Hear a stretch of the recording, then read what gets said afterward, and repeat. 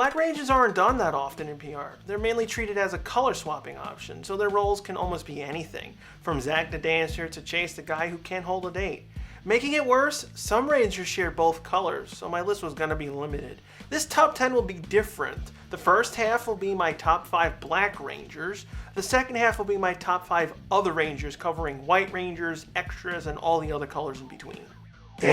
Danny is pretty much ignored between the characters and the fans. I just gave him that chance. He has this innocence, he's screwed up a lot, he's shy, but I saw him as a counterbalance toward Taylor. She's the top of the line person, she was trained in the military, but because of these things, she forgot that there are people out there that get scared. They don't know what to do, and the reverse with Danny. Over time, they helped out each other to become better people. Yeah, the whole never give up stuff with Max got on my nerves too, but I can look past that though. He's also the only time someone was a florist. The girlfriend-like relationship was okay. I didn't expect much from it with PR's track record and the really strict way Wild Force copied Gow Ranger. He's just one of those characters that's there to support your main leads, but you end up liking him equally to them. Chase. How can you not find him funny? He's from New Zealand, so we got to see his culture, which PR has not done for a long time. Even though it got annoying and felt like a paid advertisement sometimes. His hyperactive personality was great. It got him to screw up with a lot of girls. Instead of the nerdy guy falling on his face or just the Red Ranger trying to get the girl, we had him burning burgers. He got points with me that he can use a skateboard. As the show went along, he changed. He got less dumb and tried to pay attention to people instead of trying to show off to the girl. Chase mentoring Coda, at the same time Coda's personality rubbing off on him. I say Chase was the best developed character for Dino Charge. Dylan. I'm gonna say I liked his backstory with his sister more than Andros and Carone. The reason why, it's because of the interaction Dylan and Tanaya had with each other. Yeah, the point of both stories was to keep it hidden, but Andros was not that interesting compared to Dylan. Andros was an alien, so his quirk was not knowing anything about Earth and his telekinetic abilities, but that's all he really had. Versus Dylan, he was taken unwillingly after the world ended and was partially converted into a cyborg. Over the year, he was slowly being changed by the virus, so we had a ticking clock. Dylan acted very rashly, didn't treat people well, and tried to use everything in his power to find his sister. It was his driving force.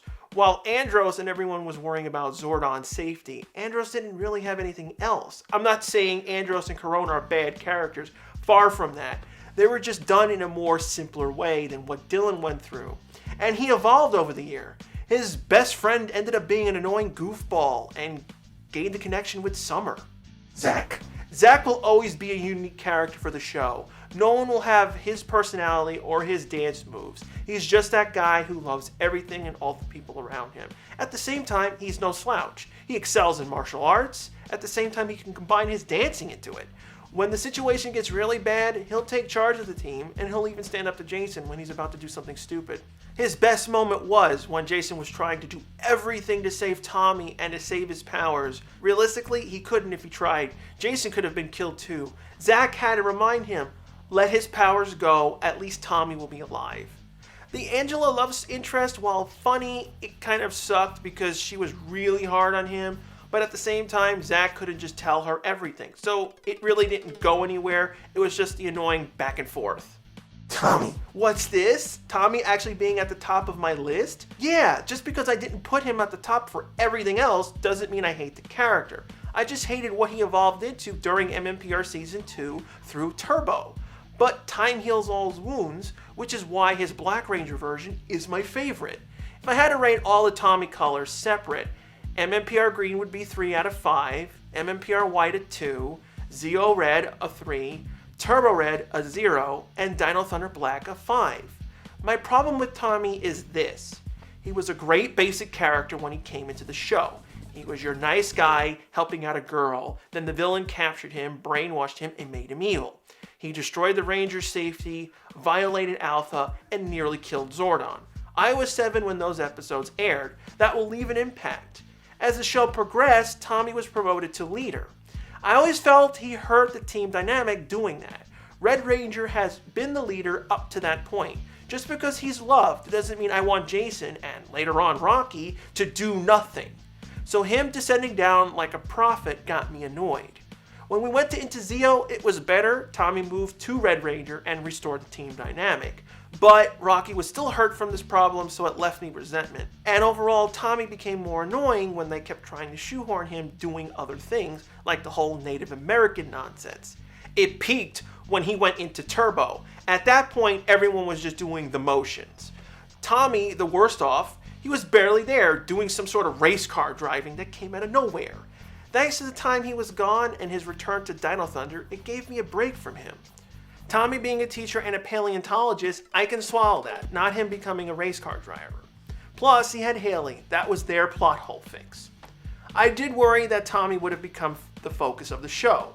It was the opposite. He became the backbone of Dino Thunder. He stayed in the background and did an excellent job as mentor. He gave the teens his past insights, not only as a ranger, but also keeping everyone open to Trent as he was being corrupted by the Dino Gem. The whole rivalry with Zeltrax was boring, but it was something that was forced from Abba Ranger. One of his best episodes was Fighting Spirit, and this wouldn't have happened if Jason David Frank didn't have to leave for that period of time.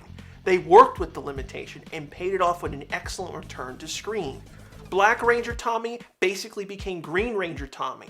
He lost his leader control and had to deal with those haunting problems during season 1 and finally grew as a character. Donna. She was one of the things that Mystic Force lucked out on. The character is a very different take to the mentor role. She's older, wiser, and is a ranger too. Basically Princess Shayla done right. Peter Rudder's acting was good for the role. She tried to make Udonna feel stern but caring and knew when to ham up a line reading. You have to keep the corny side of Power Rangers or it's not Power Rangers. It sucked that she couldn't be used throughout the season. I know that's Maji Ranger footage issues, and it sucked that the US didn't release her Morpher. I don't even understand why they didn't even use it in the show. For her role as Bomb to Nick, I didn't mind that. It links all the story points together. It sucked that Nick and Udonna couldn't interact more, which is weird. The amount of overuse Nick got, they never did really anything. She always felt and looked similar to Miss Frizzle from the Magic School Bus. That character also took in a group of kids, used magic, and taught them. Lauren. I had to sadly put her here due to the way I have the Ranger set up. If I had it any other way, I would have wanted her to replace Jaden from Samurai. It was cool that we finally got a female Red Ranger on the show. No, I don't count Charlie and SPD. She and her team can go suck smoke. Lauren was excellent. When she came in, we saw she could handle the Ranger powers with ease and had the power to stop Xandrid. But at the same time, she felt really bad that she was hidden away, not doing her part, just because she was learning this ability, while other people are protecting her and being lied by Jaden. This is the one area Shinkenger failed.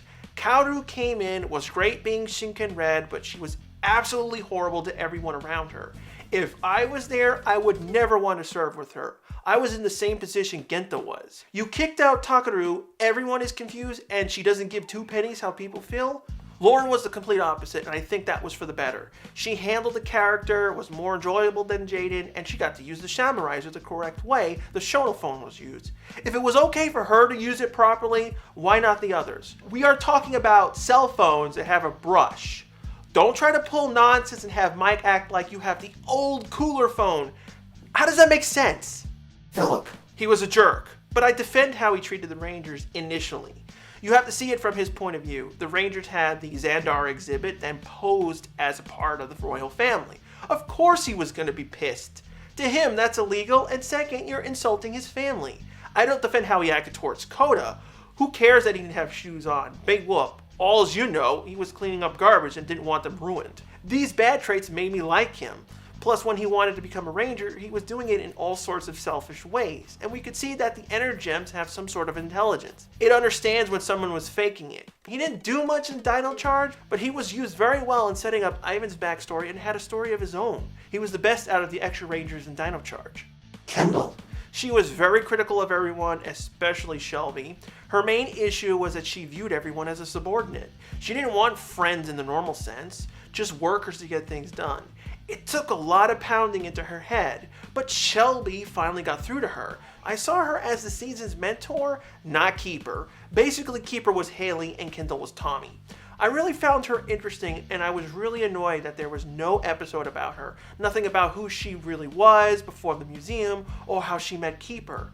Kendall is just one of those lost gems that could have been really nice. We had two people share the powers, she designed all the equipment, sometimes ridiculously fast. Purples always seem to be the breakout characters, which leads me to number 1. RJ. Thank you, Jungle Fury, for making one of the best mentors the show has had. RJ's way of teaching his students was for them to find everything out by doing generic stuff, hiding a lesson while everyone baked one of his crazy pizzas. He was the most laid-back character the show has ever done, to the point he just used a recliner and monitored the city over old crummy TV sets. In some ways, he was like Zordon. He mostly watched over the Rangers and helped them grow as people, steered them onto the path, but didn't make them do things that they didn't want. If they screwed up, RJ was like, who cares that you messed up? Use this failure to your advantage. I'd love RJ to come back to the show. I wish Black Rangers were used more in the show. I always wondered why Sentai didn't favor that color along with white. I'm glad that Ninja Steel is using both white and pink Rangers, just like how RPM used green and black. I also appreciate all the extra Rangers over the years. They are side characters at the core, but a lot of them do get interesting stories and ideas for each season. What are your favorite Black Rangers and extra Rangers? Do you think the season gave them justice, or do you think most of them are just there as dressing? If you'd like me to cover a certain top 10 topic, leave a comment below. For next week's episode, I'll be talking about my 10 best main villains.